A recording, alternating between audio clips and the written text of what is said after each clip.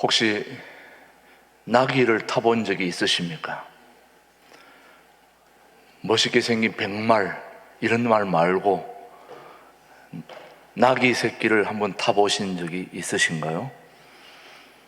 저는 예루살렘 이스라엘 성지 갔다가 예루살렘 부근에서 베들레헴 쪽에서 한번 동네에 갔다가 나귀를 한번 타본 적이 있습니다. 어찌나 나귀가 작던지 제가 탔더니 주저앉을 것 같더라고요. 우리 교회 뒷산이 6,000평입니다. 우리 교회가 있는 이 주변이 4,000평이고 뒤에 있는 땅이 6,000평인데 그 산에 이 산을 어떻게 좀 우리 교인들이 쉼터로 잘 개발할 수 있을까, 또 좋은 것으로 꾸밀 수 있을까 해서 저를 산을 오르락 내리락 하고 있는데, 처음에 산에 올라갔다가 길을 잘못 들어가지고 저쪽 뒷산 쪽으로 내려갔더니 바로 옆에 성마장이 있더라고요. 보니까 그 성마장에 지나오는데 보니까 아주 잘생긴 백마, 흑마, 황색마가 쫙 다니는데 막 꼬리를 착 치는데 멋있더라고요. 보니까 그런 말을 한번 타봐야 되는데 나귀 새끼를 탔더니 어울리지가 않더라고. 보니까 근데 만왕의 왕이신 우리 예수님이 이 땅에 오셔서 드디어 예루살렘에 입성을 하시는데, 김정은이도 백마를 타고 백두산에 갔는데 만왕의 왕이신 예수님이 뭘 타고 예루살렘에 오셨나요? 나귀 새끼를 타고 쩔쩔쩔쩔 오니 그 어떻겠습니까? 여러분 한번 보십시오. 오늘은 종려주일입니다. 예수님이 이 땅에 오셔서 30년의 생활을, 사적인 삶을 사시다가 이제 드디어 공적인 삶을 시작하는 예루살렘에 입성하실 때에 많은 군중들이 모여서 예수님을 환영할 때에 손에 종려가지 나무를 들고 흔들었다 해서 종려주일이다.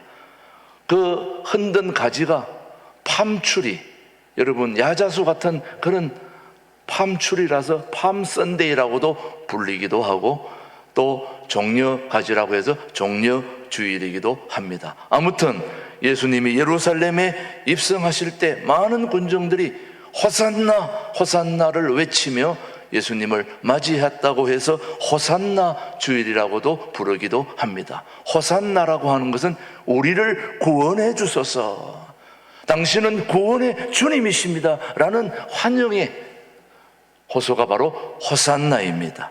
거기서 호산나 주일이 또 유래가 되었습니다. 종려주일은 예수님께서 자신이 인류의 구원을 위한 메시아로 오셨음을 만천하에 드러내는 공식적인 행차가 바로 종려주일에 예수님이 예루살렘에 입성하신 것입니다.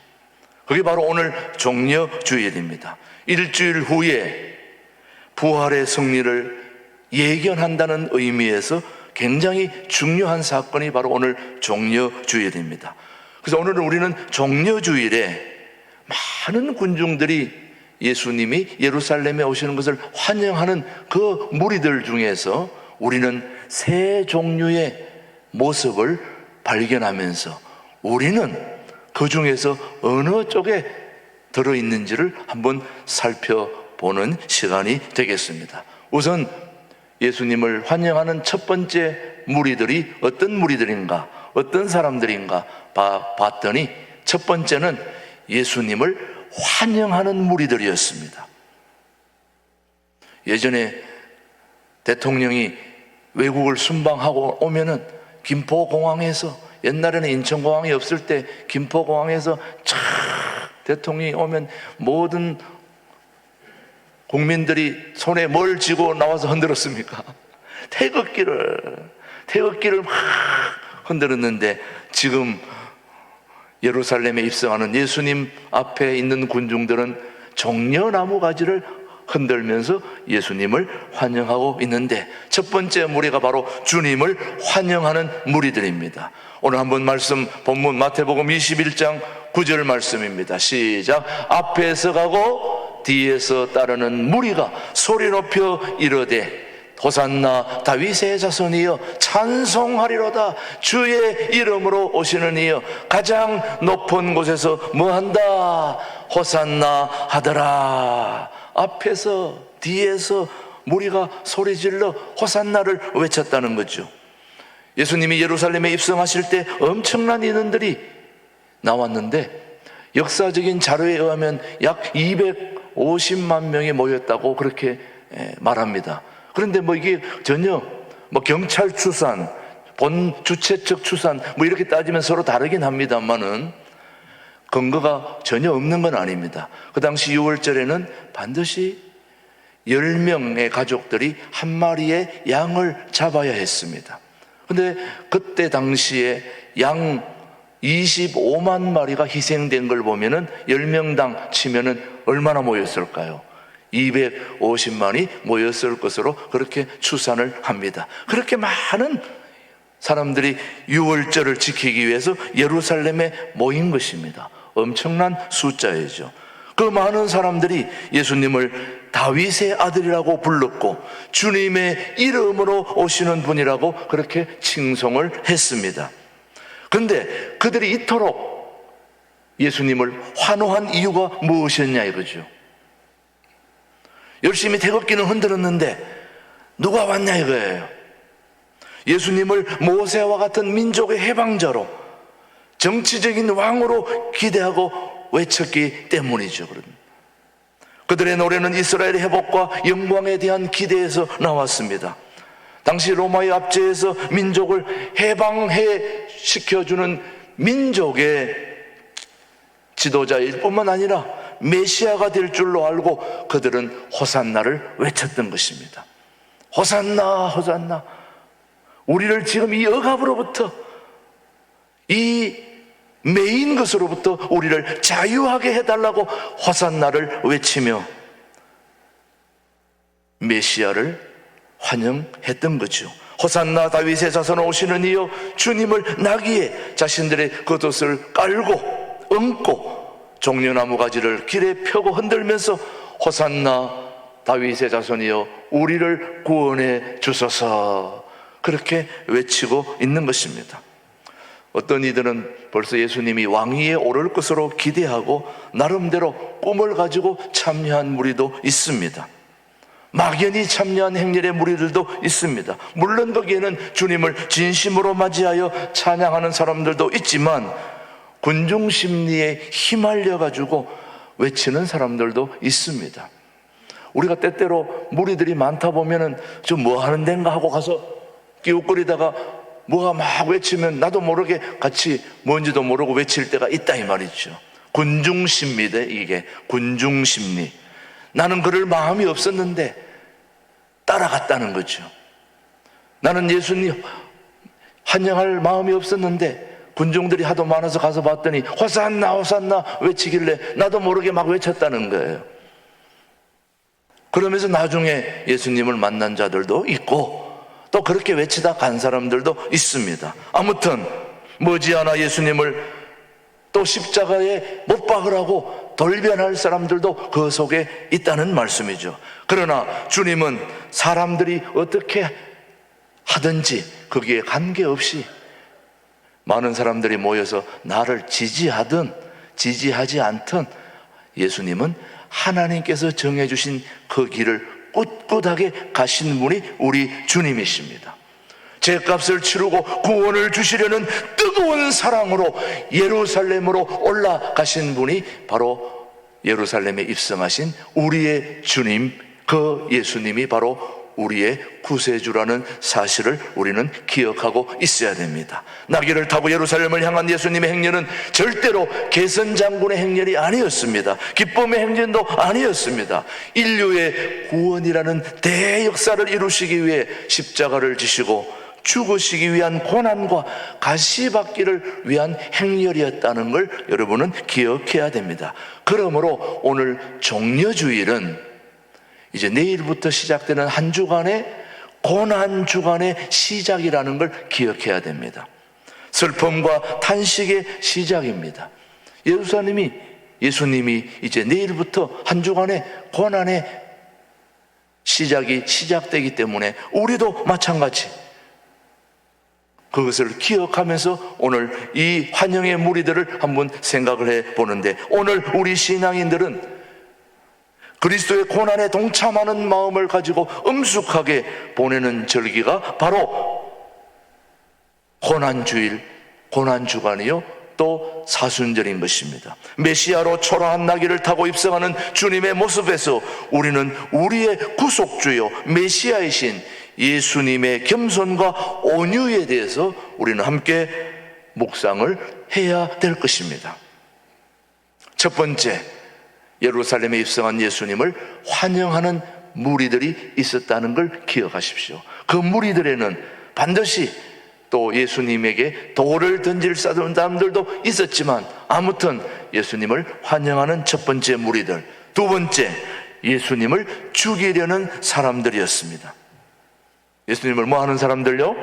죽이려는 사람들. 첫 번째는 환영했던 무리들인데, 이번에는 예수님을 죽이려는 무리들이었습니다. 종려주일에 나타나는 또 하나의 행렬은 눈에 크게 드러나지는 않지만은 예수님을 시기하고 모함하고 죽이려는 무리들이 그 속에 있었다는 거죠. 우리 마태복음 21장 10절 말씀에 한번 보십시오. 시작. 예수께서 예루살렘에 들어가시니 온 성이 소동하여 이르되 이는 누구냐 하거늘.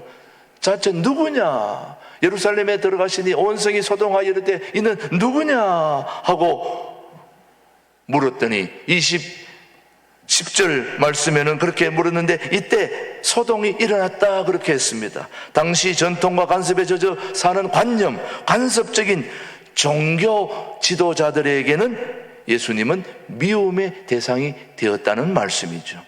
왜냐하면 종교 지도자들은 자기들보다 더 자유롭게 백성들의 마음을 흔들어 놓는 예수님이 마음에 들지 않았던 거죠. 그래서 당시에 대제사장 종교 지도자들 자신의 고정관념과 전통에 도전하는 그런 예수님을 못마땅하게 여겼고, 결국 그들은 이 예수님을 죽이려는 음모를 꾸몄던 자들이 그 당시 종교 지도자들이었습니다. 자, 종교 지도자들 누구보다도 성경을 가장 많이 알고 교회를 가장 잘 알고 하나님의 아들 예수 그리스도의 존재와 역할에 대해서 가장 잘 알아야 하는 사람들이 모여가지고 지금 누구를 죽이려고 하고 있습니까? 예수님을 죽이려고 하고 있다는 것을 기억해야 됩니다. 죄송하지만 우리 교회 안에도 누가 문제를 일으키는지 여러분 잘 생각해야 됩니다. 교회를 잘 모르는 사람들이 문제를 일으키지 않습니다, 여러분. 교회를 잘 아는 사람들입니다. 성경에 대한 지식이 남보다 좀 더 있다고 생각하는 사람들이 문제를 일으키는 것입니다. 교회 안에서 하나님의 영광을 가리우고 부득한 일을 하는 사람들이 누구냐 이거예요. 예수님을 모르는 사람들은 이렇게 하지 않습니다. 예수님을 잘 아는 예수님 사촌 같아 보이는 사람들이 교회에서 언제나 문제를 일으킨다는 사실을 우리는 기억해야 됩니다, 여러분.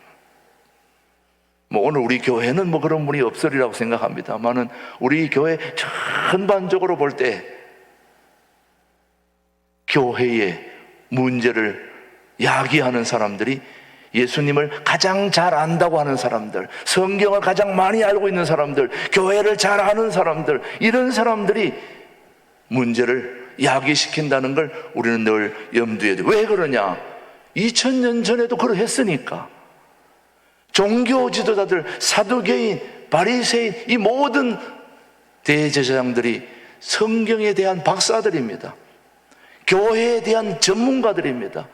그런 사람들이 교회의 주인이신 예수님이 오면 예수님을 환영하고 높이고 그를 중심으로 소중한 일들을 감당해야 되는데 마음에 안 든다고 죽이려고 했던 걸 보면 바로 교회를, 성경을, 예수님을, 하나님을 모르는 사람들이 아니라는 거죠. 자, 예수님의 이름으로 모여서 어떤 일들을 하고 있는 것입니까? 무슨 이야기를 나누고 있는 것입니까? 자, 오늘도 우리가 2022년 부활주일을 앞두고 종려주일에 주님 앞에 나와 예배하는 여러분들에게 묻습니다.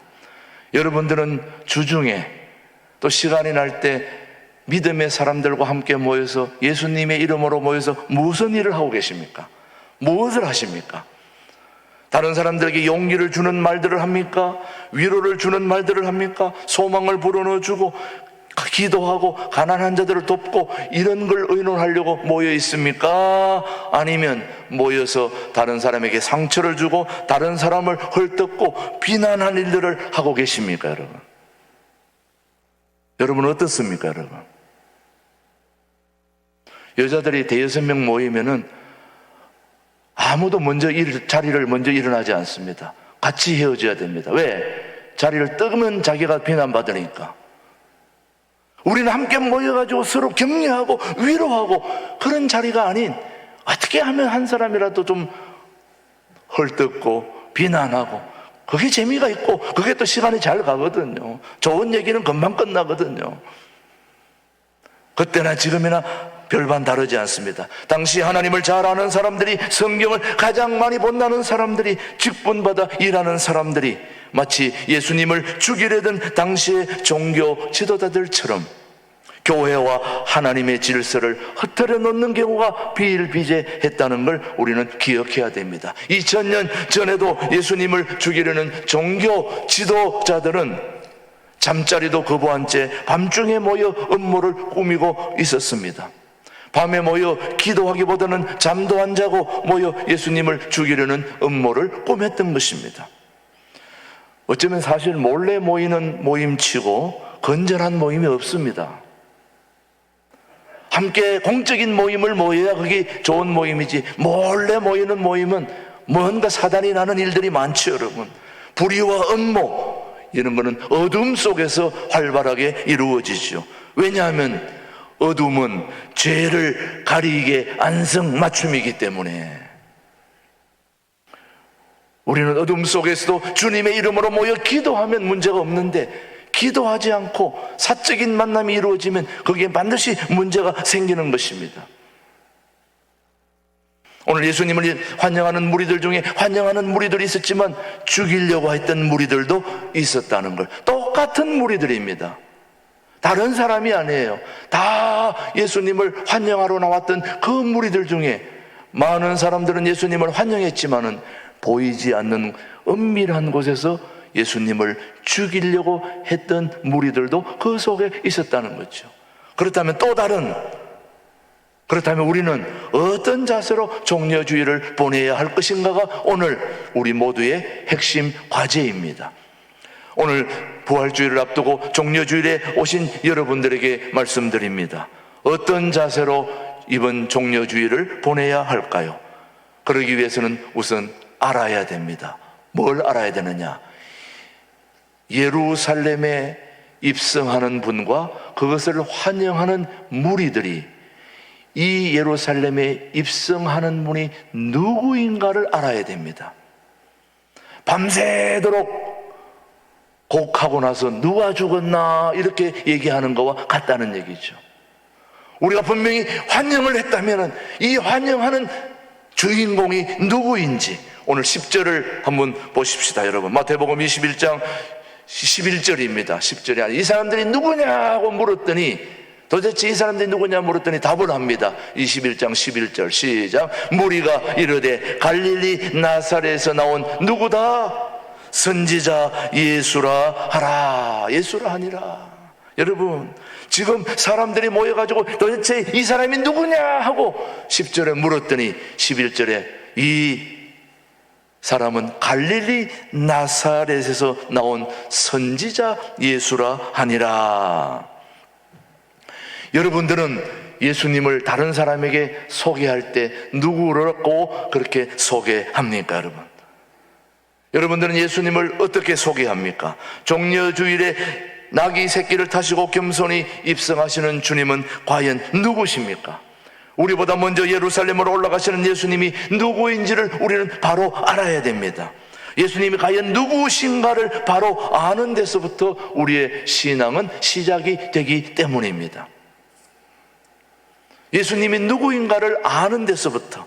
자, 그래서 오늘 마태복음 21장 1절 2절 말씀을 한번 보십시오. 시작. 그들이 예루살렘 가까이 가서 감람산 벳박에 이르렀을 때에 예수께서 두 제자를 보내시며 이르시되 너희는 맞은편 마을로 가라. 그리하면 곧 메인 나귀와 나귀 새끼가 함께 있는 것을 보리니 풀어 내게로 끌고 오라. 지금 제자들을 시켜서 나귀를 끌고 오게 하심은 먼저 제자들로 하여금 자신의 메시아 되심을 믿게 하려는 데 있었습니다. 뭘 끌고 오라고요? 나귀 새끼를. 자, 21장 3절에서는 뭐라고 하는지요?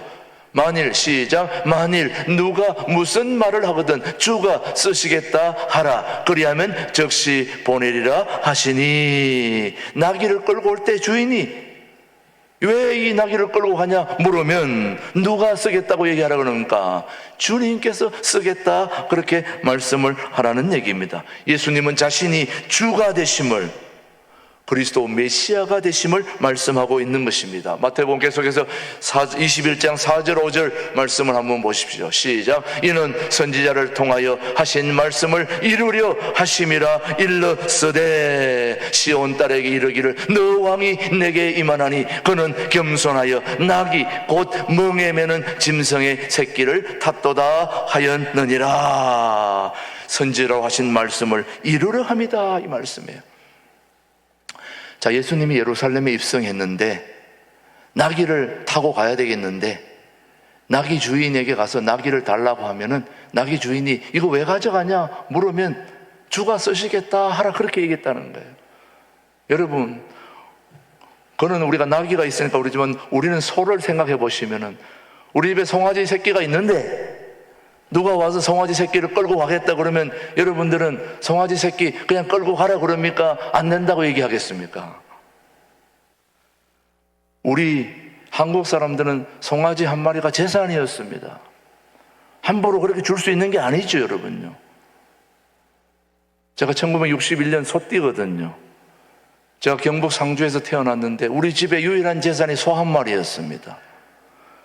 제가 아침부터 저녁까지 하는 일은 소 한 마리 기르는데 필요한 불 뜯어주고 소주 끓이고 그게 제 하루 일과였습니다. 왜? 그 소가 없어지면 우리는 큰일 나니까. 그래서 소 한 마리를 키우는데 제가 풀 뜯으러 갔다가 오는데 또랑을 건너야 되는데 물 젓기 싫어가지고 소를 타고 건넜어요. 아버지가 하는 말씀이 소 타지 마라. 덩어리 굽으면 속값 떨어진다. 근데 타지 말라고 그랬는데 볼 때는 안 타지만은 안 볼 때 소를 타고 제가 다녔어요. 물에 들어가기 싫어가지고 소를 타고 있는데 한 번은 소를 타고 동네에 아스팔트 한번 깔아놔가지고 얼마나 좋은지 그 위에 소를 타고 오는데 갑자기 벌이 소 엉덩이를 싸가지고 제가 타고 있는데 갑자기 소가 팍 뛰면서 막 달리는데 제가 말은 안 타봤는데 아마 그런 기분이 갔을 것 같아요. 소를 타고 잡을 때가 있어야지, 여러분. 말은 잡을 때가 있지만 소는 잡을 데가 없어요. 그냥 안고 가다가 소가 확 튀는 바람에 제가 공중에 붕 떴다가 아스팔트에 그냥 제가 쭉 밀려졌습니다. 그때 이쪽 쫙 가면서 그때 이 얼굴이 돌아간 게 아직도 안 돌아와서 지금 그렇습니다. 혹시 얼굴이 좀 이상하다 그러면 그때 그 상처인 줄 알고 이해를 해 주시기 바랍니다. 그렇게 기른 소가 시장에 팔러 가는데 울더라고. 소가 헤어지기 싫어가지고 눈물을, 저는 소가 그렇게 우는 걸 처음 봤어요. 나도 울었지만 소도 울었어요. 그렇게 중요한 재산인 소를 끌고 가겠다고 그러면 누가 안 해주겠습니까, 여러분? 그런 걸 생각해 보면 당시에 예수님이 나귀 새끼를 끌고 와라. 그러면 이거 재산이 우리 게 아닌데요? 그러면 주가 쓰시겠다 하라. 그 말은 이미 예수님은 하나님 되심을 만방에 선포하기 위해서 벌써 성령님이 다 역사하고 계신 거죠. 그러니까 완벽하게 다 이루어지는 거죠.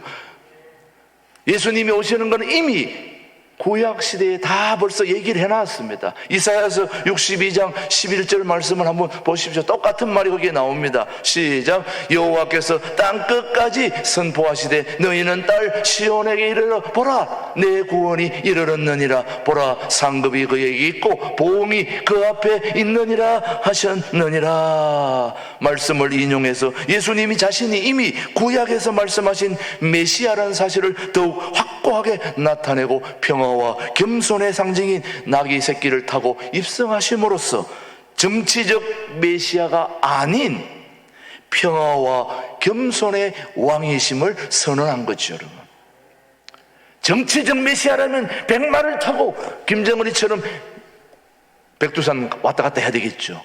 그러나 우리 주님은 사람들에게 쇼하는, 쇼맨십하는, 보여주는 그런 하나님이 아니라 만왕의 왕이시지만은 겸손하게 나귀를 새끼를 타고 쫄쫄쫄쫄 내가 얼마나 세상에서 형편없이 낮아질 수 있는가를 보여주시면서 십자가를 지고 부활하셔서 만왕의 왕이심을 드러낼 때는 완전히 대비가 되는 거죠. 그런 하나님이 나귀 새끼를 타고 그렇게 입성하는 걸 보면, 자, 마태복음 21장 6절 8절은 계속해서 우리에게 말씀하고 있습니다. 시작. 제자들이 가서 예수께서 명하신 대로 하여 나귀 새끼를 끌고 와서 자기들의 겉옷을 그 위에 얹으매 예수께서 그 위에 타시니 무리의 대다수는 그들의 겉옷을 길에 펴고 다른 이들은 나무가지를 베어 길에 펴고 종려가지를 흔들며 예수님을 승리의 왕으로 영접했지만 21장 9절은 계속해서 말씀합니다. 앞에서 가고 뒤에서 따르는 무리가 소리 높여 이르되 호산나 다윗의 자손이여 찬송하리로다. 주의 이름으로 오시는 이여 가장 높은 곳에서 호산나 하더라. 호산나라는 찬송을 부르므로 지금 구원하소서 주님을 증거하고 있는 것입니다. 왕으로 오시는 메시아에 대한 감격의 호칭이 바로 호산나입니다. 그 다음 마태복음 21장 10절로 11절 말씀은 계속 말씀합니다. 예수께서 예루살렘에 들어가시니 온 성이 소동하여 이르되 이는 누구냐 하거늘 무리가 이르러 갈릴리 나사렛에서 나온 선지자 예수라 하니라. 도대체 그렇게 열렬한 환영을 받고 예루살렘에 들어온 소동을 일으키고 있는 사람이 누구냐? 예수님이 누구냐 하는 것입니다. 갈릴리 나사렛에서 나온 선지자 예수였다. 오늘날 많은 사람들이 이는 누구냐는 질문을 예수님 이름 앞에서 제기합니다. 오늘 저와 여러분들은 예수님을 누구라 소개하고 있습니까? 다만 바라기는 예루살렘에 입성하신 예수님을 정치적 혹은 자신들의 이해관계를 따라서 호산나를 하지 말고 구세주로서의 호산나를 고백해야 될 것입니다. 여러분, 형식적으로 아멘 그렇게 하지 말고 왕으로 예루살렘으로 입성하시는 예수 그리스도는 누구냐? 바로 하나님의 아들로서 범죄한 인류의 구원자가 바로 예루살렘에 입성하신 예수님이라는 사실을, 인류 전체를 위해 희생제물이 되신 예수님은 평화의 왕이시고 희생의 왕이십니다. 그 예수 그리스도를 통하지 않고서는 결코 우리는 생명을 얻을 수 없는 것입니다. 그런 면에서 예수님의 구조되심을 바로 알 때 진정한 구원의 행렬에 동참자가 될 수 있다는 말씀이죠. 대통령이 이제 새로 뽑혔는데 그동안 대통령을 위해서 헌신하신 분들, 뒤에서 수고한 분들, 이런 분들이 나도 한 자리 하겠다고 나왔으면은 저 사람은 진정으로 저분을 도와드린 분이 아니구나 이렇게 생각하잖아요. 여러분들도 그 옆에서 따라가지고 애쓴 분들이 저는 자리에 관심 없습니다. 대통령이 이 나라 백성들을 잘 이끌어가는 데에 제가 밑거름이 됐으면 저는 그것만 해도 족합니다. 이렇게 얘기하는 사람들을 우린 좋아하잖아요. 여러분요, 그래요 안 그래요? 어떻게든 한번 머리 대밀어가지고 나도 한 자리 해야 되겠다 하면은 우리는 그 사람들 저 사람 아니었구나 이래 생각하잖아요. 예수님은 정말 정치적인 메시아, 많은 사람들에게 보여주기 위한, 쇼맨십 하기 위한 등장하는 그런 우리 하나님이 아니라 나귀 새끼를 타고 형편없이 그렇게 예루살렘에 입성하시면서 이제 완전히 역전돼서 부활의 주님으로 당당하게 오시는 그 모습을 바라보기 전에 우리는 그를 어떻게 하든 좀 기대가지고 뭔가 좀 덕을 보려고 하는 그런 사람들이 되어서는 아니라 예수님이 인류의 메시아로서 모든 백성들을 구원시키는 그런 구세주의 왕으로서 쓰임받게 하기 위해서 주님이 우리를 위해 희생당한 것처럼 우리도 희생의 자리로 내려갈 수 있을 때 우리는 진정한 종려주일에 우리의 모습으로 돌아가게 될 것이라고 저는 믿습니다. 오늘도 주님, 예루살렘에 입성하신 그 주님을 우리의 마음속에 구세주로 영접하고 우리도 환영하는 무리들로서 주님 호산나, 정말 우리를 구원해 주실 주님은 당신밖에 없습니다 라고 그렇게 진정으로 모시고 이번 한 주 동안 고난주간 특별 새벽기도에 참여하면서 우리는 어떻게 주님이 인류를 구원하는 일에 내가 쓰임받을 수 있을 것인가, 어떻게 낮아질 수 있을 것인가, 어떻게 겸손한 자리로 내려갈 수 있을까. 저도 예수님처럼 죽음의 자리로, 고난의 자리로 저도 함께 내려갈 수 있도록 성령님 저를 도와주시옵소서. 이런 다짐이 있는 종려주일이 되기를 주님의 이름으로 축복합니다. 기도하겠습니다. 하나님 아버지, 오늘도 끝까지 주님을 따라가는 우리 교우들로 축복해 주시고 종려주일에 우리를 불러주심을 감사하며 예루살렘에 입성하시는 예수님을 환영하는 무리들, 배반했던 무리들 가운데 우리는 예수님이 누구인가를 분명히 알고 헌신하며 끝까지 따르는 저희들 되게 하여 주옵소서. 예수님의 이름으로 기도드립니다. 아멘.